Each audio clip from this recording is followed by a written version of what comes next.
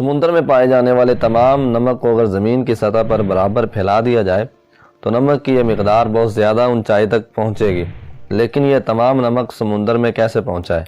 جبکہ سمندر میں گرنے والے دریاؤں کا پانی تو میٹھا ہوتا ہے۔ بارش کا پانی جب مٹی سے گزرتا ہے تو مٹی میں پائے جانے والے معدنیات اس میں گھل جاتے ہیں۔ ان معدنیات میں نمک اور ایسے کیمیائی عناصر بھی شامل ہیں۔ رکیے، صبر کرو، حوصلہ کرو، ہمارے چینل کو سبسکرائب بھی کر دو، ساتھ بیل آئیکن کو دبا دو تاکہ آنے والی ویڈیوز کی نوٹیفیکیشن آپ کو ملتے جائے۔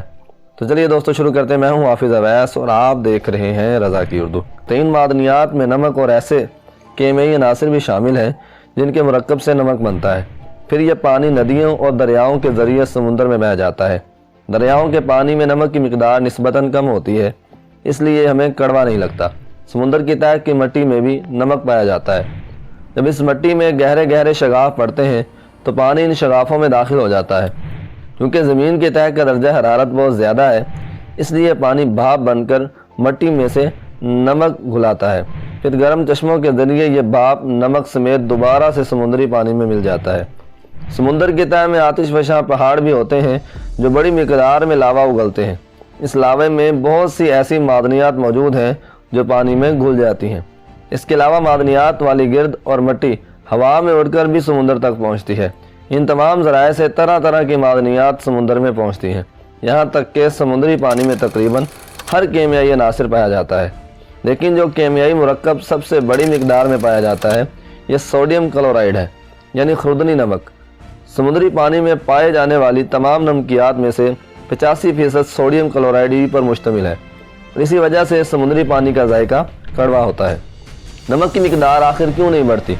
سمندر کا پانی جب بھاپ بن کر بادلوں میں تبدیل ہو جاتا ہے تو اس میں کوئی نمک نہیں ہوتا۔ اس کا مطلب ہے کہ نمک سمندر ہی میں رہ جاتا ہے۔ اس کے ساتھ ساتھ ہر لمحے اور بھی معدنیات سمندر میں پہنچ جاتی ہیں۔ اس کے باوجود سمندری پانی میں نمک کی مقدار کبھی بڑھتی نہیں، بلکہ ہمیشہ 3.5% رہتی ہے۔ نتیجتاً جتنا بھی نمک سمندر میں پہنچتا ہے اتنا ہی اس سے نکلتا بھی ہے۔ لیکن سوال یہ اٹھتا ہے کہ یہ سارا نمک کہاں غائب ہو جاتا ہے؟ اس کی بڑی مقدار جانوروں کی ہڈیوں کا حصہ بن جاتی ہے۔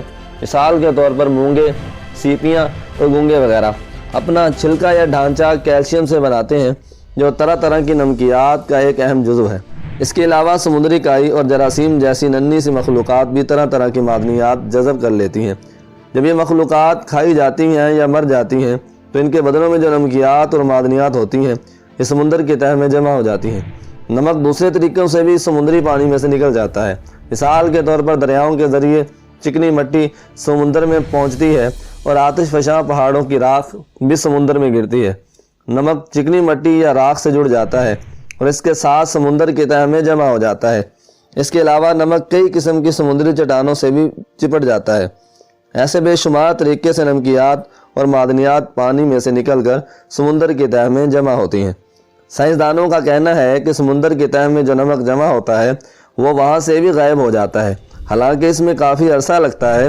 زمین کی سطح بڑے ٹکڑوں پر مشتمل ہے جو حرکت میں رہتے ہیں۔ کچھ علاقوں میں ایک ٹکڑا دوسرے ٹکڑے سے ٹکرا کر آہستہ اس کے نیچے کھسک جاتا ہے۔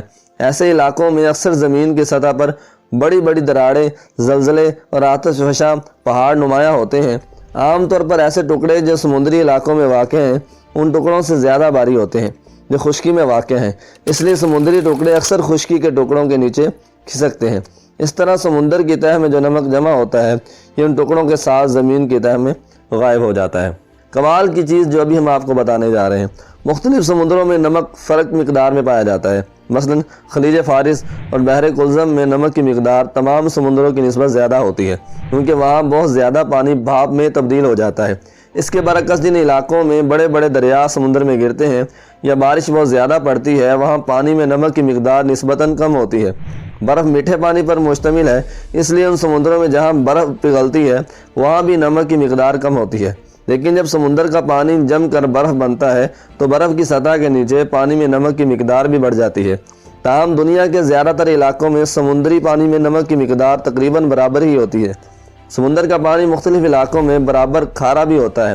پانی کی کھٹاس یا کھار کا پیمانہ پی ایچ کہلاتا ہے۔ اگر پانی کا پی ایچ 7 سے کم ہے تو یہ کھٹا ہوتا ہے، اگر پی ایچ 7 سے اوپر ہے تو پانی کھارا ہوتا ہے۔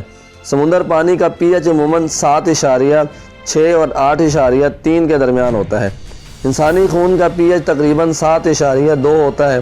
اگر سمندری پانی کا پی ایچ اس سے زیادہ یا کم ہوتا تو سمندر اور اس میں رہنے والی مخلوق کو خطرہ ہوتا۔ تو سائنسدانوں کا کہنا ہے کہ آج ایسا ہی ہو رہا ہے۔ انسانی عمل کی وجہ سے فضا میں کاربن ڈائی آکسائڈ نامی ایک گیس کی مقدار بڑھ رہی ہے۔ سمندر اس گیس کو جذب کر لیتا ہے، جہاں اس سے کاربونک ایسڈ نامی ایک تیزاب پیدا ہوتا ہے۔ اس کا مطلب ہے کہ انسانی عمل کی وجہ سے سمندری پانی آہستہ آہستہ کھٹا ہوتا جا رہا ہے۔ سائنسدان بھی سمندر میں ہونے والے کیمیائی عمل کو پوری طرح سے سمجھ نہیں پاتے، البتہ جو کچھ ہم نے سیکھا ہے اس سے ہمارے خالق کی لاجواب حکمت ظاہر ہوتی ہے۔ آپ بھی حکمت عملی اختیار کریں اور ہمارے چینل کو سبسکرائب کرتے جائیں، بیل آئیکن کو دبا دیں تاکہ آنے والی ویڈیوز کے نوٹیفیکیشن آپ کو ملتے رہیں۔ اللہ حافظ، خوش رہیے، آباد رہیے اور ہمارے چینل کو سبسکرائب کرتے جائیں۔